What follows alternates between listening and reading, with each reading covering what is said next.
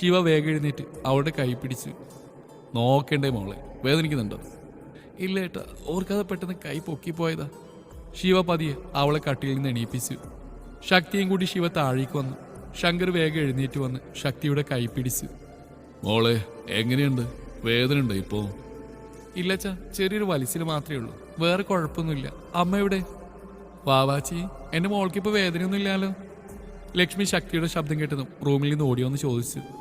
ഇല്ലമ്മേ, ഒരു കുഴപ്പമില്ല. അമ്മയുടെ മുഖം വല്ലാണ്ടിരിക്കുന്നേ. ഉറങ്ങിയില്ല ഇന്നലെ? ഉറങ്ങിയടാ കണ്ണ. അമ്മയുടെ കുട്ടീൻ്റെ കാര്യം ഓർത്ത അമ്മക്ക്. ലക്ഷ്മി. ശങ്കർ ലക്ഷ്മിയെ ശാസ്ത്രിയോടെ വിളിച്ചു. അവൾ ഇന്നലെ രാത്രി ശങ്കർ പറഞ്ഞ കാര്യങ്ങളെല്ലാം അറിഞ്ഞിരുന്നു. ശക്തിക്ക് എന്തെങ്കിലും സംഭവിക്കുന്ന പേടി ലക്ഷ്മിയെ വല്ലാതെ അലട്ടിക്കൊണ്ടിരുന്നു. എനിക്കൊന്നും അമ്മേ, നിങ്ങളൊക്കെ ഇങ്ങനെ തുടങ്ങിയാലോ. അല്ല, മാളും മഞ്ജു ചേച്ചിയല്ല എവിടെ? അവരൊന്നും എണീറ്റിട്ടില്ല. മക്കൾ വാ, രണ്ടുപേരും രാത്രി ഒന്നും കഴിക്കാത്തല്ലേ. അത് കേട്ടപ്പോൾ ശക്തി ശിവയെ തിരിഞ്ഞു നോക്കി. ദയവായിട്ടൊന്നും കഴിച്ചില്ല ഇന്നലെ? വിശന്നാണ് കിടന്ന്? ഇല്ലടാ, ഞാൻ ജ്യൂസ് കുടിച്ചല്ലോ. അവൻ അവളുടെ അടുത്തേക്ക് വന്ന് തലയിലും തലോടിക്കൊണ്ട് പറഞ്ഞു. മോള് കുടിച്ചതിൻ്റെ ബാക്കി ജ്യൂസ് കുടിച്ചാൽ കിടന്ന്, അല്ലാതെ ഒന്നും കഴിച്ചിട്ടില്ല. എന്തിനാ ദേവേട്ടാ പട്ടിണി കിടന്ന്? ശക്തി കണ്ണിൽ വെള്ളം നിറച്ചുകൊണ്ട് ചോദിച്ചു. ശിവ അവളുടെ കണ്ണ് തുടച്ചു കൊടുത്തു. പട്ടിണി കിടന്നില്ലാലോ പെണ്ണെ, ഞാൻ ജ്യൂസ് കുടിച്ചല്ലേ കിടന്ന്. വാ, നമുക്ക് കഴിക്കാം. ശിവ അവളെയും ചേർത്ത് പിടിച്ചു പോയി ഭക്ഷണം കഴിക്കാനായിരുന്നു. അവൾക്ക് ഫുഡ് ലക്ഷ്മി കൊടുക്കാമെന്ന് പറഞ്ഞെങ്കിലും അവൻ കേട്ടില്ല. അവൻ്റെ കൈകൊണ്ട് തന്നെ അവൾ ഊട്ടി. അവരോടൊപ്പം തന്നെ ശങ്കറും ലക്ഷ്മിയും ഇരുന്നു. എല്ലാവരും കൂടെ ശക്തിയെ കഴിപ്പിച്ചു. അയ്യോ മതി, എൻ്റെ വയറിപ്പോൾ പൊട്ടിപ്പോവും, അവൾ വയറിൽ കൈവച്ച് പറഞ്ഞു. അപ്പോഴേക്കും മാളുവും എത്തിയിരുന്നു. ശിവയെ കണ്ട് പേടിച്ച് മാളു അവ ഇരിക്കുന്നിടത്ത് നിന്ന് വിട്ടിരുന്നു. എന്നിട്ടൊരു പ്ലേറ്റ് ലക്ഷ്മിക്കരികിലേക്ക് മെല്ലെ നീട്ടി. എന്താ മാളു? ശക്തി അവളോട് ചോദിച്ചു. വേസ്റ്റ് വരുന്ന ഭക്ഷണം ഇടാനാ അമ്മേ. ഇന്നിവിടെ ഉള്ള വേസ്റ്റുകളെ ഉൾക്കൊടുത്തേ കേട്ടോ, ശിവ പറഞ്ഞിട്ട് മാളു ഞെട്ടി. ഒന്ന് ചുമ്മാതിരി ദേവേട്ടാ, മാളു പ്ലേറ്റിങ്ങതാ, ഞാൻ എടുത്തുതരാം. ഈ വയ്യാതെ കൈവച്ചാണോ നീ എടുത്തു കൊടുക്കുന്നത്? ശിവ അവളോട് ചോദിച്ചു. ആ ശരിയാ അമ്മേ, മാളുവിന് വിളമ്പിക്കൊടുത്തേ. ലക്ഷ്മി മാളുവിന് ഭക്ഷണം എടുത്തു കൊടുത്തു. ശിവ ശക്തിയും കൂട്ടി പോയി അവൾക്ക് വായ കഴുകാനൊക്കെ സഹായിച്ചു കൊടുത്തു. ശക്തി എതിർത്തപ്പോൾ അവൻ അവളെ നോക്കി പേടിപ്പിച്ചു. അവൾ പിന്നെ അടങ്ങി. അവൻ പറയുന്ന പോലെ കേട്ടു. അവളുടെ മുഖവും കൈയൊക്കെ തുടച്ചു കൊടുത്തു. എന്നിട്ട് ശിവ പോയി മാളുവിന്റെ ചെവിക്കിട്ട് പിടിച്ചു. നീ എൻ്റെ കയ്യിൽ നിന്ന് വഴുതി പോകുമെന്ന് കരുതി അല്ലേ? ഇനി മേലാൽ രണ്ടും കൂടെ എന്തെങ്കിലും പണി ഒപ്പിച്ചാ. അയ്യോ ശക്തി, ഓടിവാ, നിന്റെ ഈ കാലൻ. ഡീ അല്ല, നിന്റെ ഈ ദേവനന്റെ ചെവി ഇപ്പൊ പിഴുതെടുക്കും. ശക്തി വന്ന് അവന്റെ കൈ പിടിച്ചു മാറ്റി. എന്താ ദേവേട്ട ഇത്, വെറുതെ അവളെ ഉപദ്രവിക്കുന്നോ? ആ, അവനെ പറഞ്ഞു കൊടുക്ക് ശക്തി. മിണ്ടരുത്, ഇനി എന്തെങ്കിലും മേളത്തിൽ ഒപ്പിച്ചാ നിന്റെ ചെവി ഞാൻ പിഴുതെടുക്കും. അതും പറഞ്ഞ് ശിവ ഉമ്മറത്തേക്ക് പോയി. ശക്തി മാളുവിൻ്റെ അടുത്ത് കുനിഞ്ഞു നിന്നു. സോറി മാളു, ഇത് എൻ്റെ ഐഡിയ ആയിപ്പോയി, അല്ലേ കാണായിരുന്നു അവളുടെ ഒരു കോറി. സാരമില്ല, നിനക്ക് അതിന് പകരമായിട്ട് നല്ലൊരു ട്രീറ്റ് ചെയ്യാം, അതുപോരെ? അത് കേട്ടപ്പോൾ മാളുവിൻ്റെ മുഖമൊന്ന് വിടർന്നു. ട്രീറ്റ് എന്ന് കേട്ടോണ്ടോന്നല്ല, പിന്നെ നീ പറഞ്ഞ തള്ളിക്കളയാൻ പറ്റില്ലല്ലോ, അതുകൊണ്ടാ. ശരി. എന്താണ് രണ്ടാളും കൂടെ ഒരു രഹസ്യം പറച്ചില്? എൻ്റെ മോൾക്ക് അടുത്ത തല്ല് വാങ്ങിക്കൊടുക്കാനാണോ? ശങ്കർ മാളുവിനോട് ശക്തിയോടായിട്ട് ചോദിച്ചു. അത് കിളവന്മാരറിയേണ്ട കാര്യമല്ല. മാളു അദ്ദേഹത്തെ നോക്കി കോക്രി കാണിച്ചു. ഡീ, ഞാൻ പറഞ്ഞിട്ടുണ്ട് എന്നെ കിളവാന്ന് വിളിക്കരുതെന്ന്. നീ എന്നെ അങ്ങനെ വിളിക്കുന്ന കേട്ടിട്ടാ ആ ചെകുത്താൻ കൂടെ വിളിക്കുന്നത്.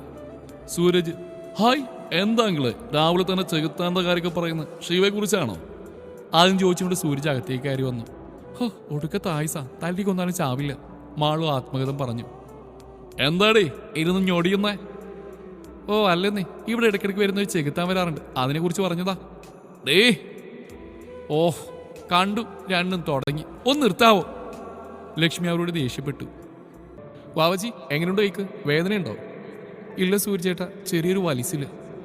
സാരല്ല കേട്ടോ, മാറിക്കോളും. അവനവളുടെ തലയിലൊന്ന് തലോടി. ശക്തി അവനോടൊന്ന് ചിരിച്ചു കൊടുത്തു. ചേട്ടൻ ചായ കുടിച്ചോ? ഇല്ലയിലിരിക്കെ, പുട്ടും കടലയുണ്ട്. ഹായ്, പുട്ടും കടലയും. സൂരജ് വേഗം ഭക്ഷണം കഴിക്കാനായിരുന്നു. മാളു, അറിയാൻ മേലായിട്ട് ചോദിക്കുക, നിങ്ങളുടെ വീട്ടിലൊന്നും ഉണ്ടാക്കാറില്ലേ? ദേ ലക്ഷ്മിയമ്മേ, ഈ തൊഴുത്തിൽ കുത്തിയിട്ടൊന്നും മിണ്ടായിരിക്കാൻ പറ. പാഷാണത്തിൽ കൃമി വേണ്ട കേട്ടോ. ഓ, മിണ്ടാണ്ടിരിക്കുന്നുണ്ടോ രണ്ടും? ഇതുപോലെ രണ്ട് ജന്മങ്ങൾ. നീ ഇരുന്ന് കഴിക്കാൻ നോക്ക്. ലക്ഷ്മി അവരോട് ദേഷ്യപ്പെട്ടു. അപ്പോഴേക്കും ശോഭയും മഞ്ജും കൂടെ കഴിക്കാനായി വന്നിരുന്നു. എല്ലാവരും ചിരിയോടെ ഇരിക്കുന്ന കണ്ടതും അവർക്കത്ര ദഹിച്ചില്ല. ശോഭ, പാടി വന്നിരിക്ക്, നമുക്ക് കഴിക്കാൻ എന്തെങ്കിലും ഉണ്ടാവോ? അതെന്താ ശോഭ നീ അങ്ങനെ പറഞ്ഞു? നിങ്ങൾ കഴിക്കാൻ ഇവിടെ ഒന്നും കിട്ടാറില്ലേ? ലക്ഷ്മി അവൾ നോക്കി അല്പം ദേഷ്യത്തോട് ചോദിച്ചു. അല്ല, വലിഞ്ഞു കയറി വരുന്നവരല്ലാത്തവരും എല്ലാം കഴിക്കുന്ന സ്ഥലമാണല്ലോ ഇത്, അതുകൊണ്ട് പറഞ്ഞതേ ഉള്ളൂ. അത് കേട്ടപ്പോൾ എല്ലാവരും ഒന്നും അല്ലാതെയായി. സൂരജിനെ കൊള്ളിച്ചാണ് പറഞ്ഞതെന്ന് എല്ലാവർക്കും മനസ്സിലായി. ശങ്കർ ശോഭയെ ദേഷ്യത്തിൽ നോക്കി. സൂരജ് പതിയെ ചെയറിൽ നിന്ന് എഴുന്നേറ്റു. മാളുവിനും ശക്തിക്കും അത് കണ്ട് സങ്കടമായി. നീ എങ്ങോട്ടാ? ശങ്കർ അവനെ നോക്കി ദേഷ്യത്തോട് ചോദിച്ചു. അല്ല, പപ്പടം. അവൻ ടേബിളിനറ്റത്തായിരിക്കുന്ന പപ്പടപാത്രം എടുത്ത് തിരികെയിരുന്നു. ഒരു കൂസലില്ലാതെ പപ്പടം എടുത്ത് കഴിക്കൽ തുടർന്നു. ഇത് കണ്ടിട്ട് മാളുവിനും ശക്തിക്കും ചിരിപൊട്ടി. സൂരജ്: അല്ല, ആന്റിയുടെ ആംഗ്ലയുടെ വീടല്ലത്. അപ്പോൾ നിങ്ങൾ വലിഞ്ഞു കയറി വരുന്നതാണെന്നുള്ള തോന്നലും നിങ്ങൾക്ക് വേണ്ടെന്നേ, വേഗം കഴിക്കാൻ നോക്ക്. പിന്നെ അവസാനം കിട്ടിയില്ലെന്ന് പരാതി പറയരുത്, സൂരജ് അവരോടായി പറഞ്ഞു. ഇതൊക്കെ കേട്ട് ശോഭക്കും മഞ്ജുവിനും പെരുത്തു കയറി. ബാക്കി എല്ലാവരും ചിരിച്ചുകൊണ്ടിരുന്നു. ശക്തി ചിരിച്ചുകൊണ്ട് സോഫയിൽ പോയിരുന്നു. അവളുടെ ബുക്കെടുത്ത് സോഫയിൽ കിടന്നുകൊണ്ട് വായിക്കാൻ തുടങ്ങി. ശിവ പത്രവും എടുത്ത് അകത്തേക്ക് വന്ന് നോക്കിയപ്പോൾ ശക്തി സോഫയിൽ കിടക്കുന്ന കണ്ടു. അവൾ സോഫയിൽ കിടന്ന് മുട്ടുകാൽ കുത്തിവെച്ച് ബുക്ക് അതിൽ ചാരി വെച്ചിട്ടുണ്ട്.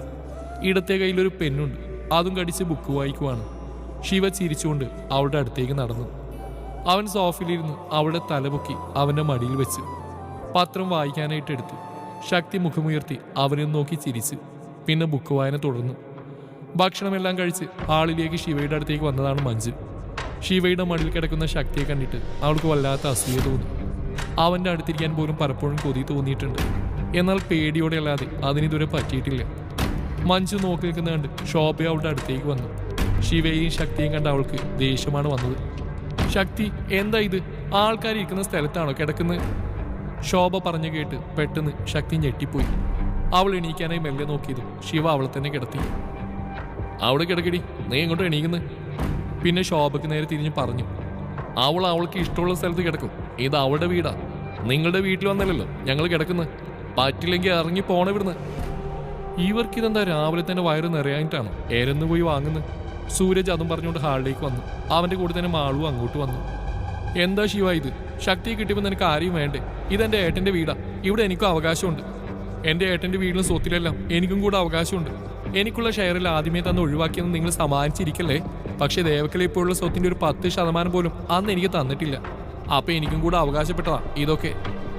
എന്തോ കേട്ടില്ല. ശിവശക്തിയുടെ തല പതിയെ സോഫയിൽ വെച്ച് എണീറ്റു.